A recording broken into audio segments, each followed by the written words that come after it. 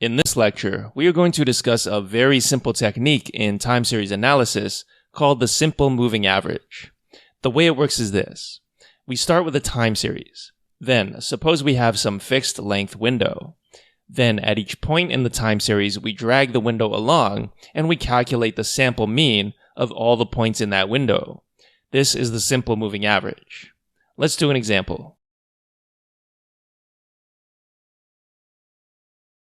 Suppose we have the numbers 208, 3611, 655, and let's say our window is of size 3. So let's try to calculate the simple moving average. The first value is going to be the average of 2, 0, and 8, which is 3.33.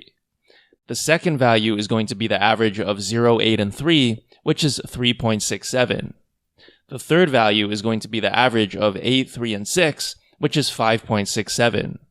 I would encourage you to try and calculate the rest of the values yourself in case you want a better understanding of how this is done. Note that we cannot fill in the first two values, since by definition we don't have three values in which to calculate an average. Therefore, this works like the financial return, where we leave the values we can calculate as NaN.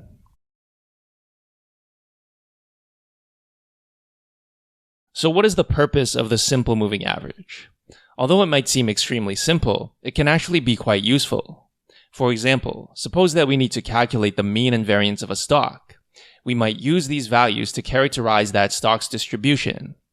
In later sections of the course, you'll see that these estimates are needed for portfolio construction. Well, we know that stock returns exhibit volatility clustering, so we have two options. One, we can use all the values in our dataset to calculate the mean and variance. Or we can just use the most recent values, specified by the window size. This might give us a better estimate, since probably the return 6 months ago or 6 years ago might not be relevant for the return today. Therefore, a moving average might be more useful than an overall average. In addition, learning the basic calculation behind the simple moving average also sets us up to learn about the exponentially weighted moving average, which then sets us up to learn more complicated time series forecasting methods. So think of this as a stepping stone to the more advanced methods in this section.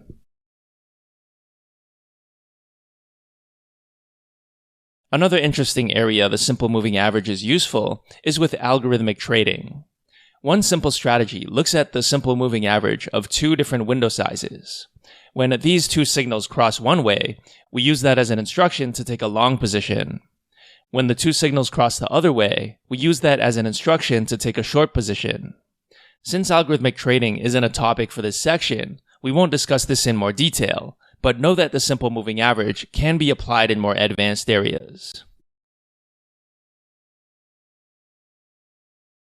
Let's now discuss how the simple moving average will look in code.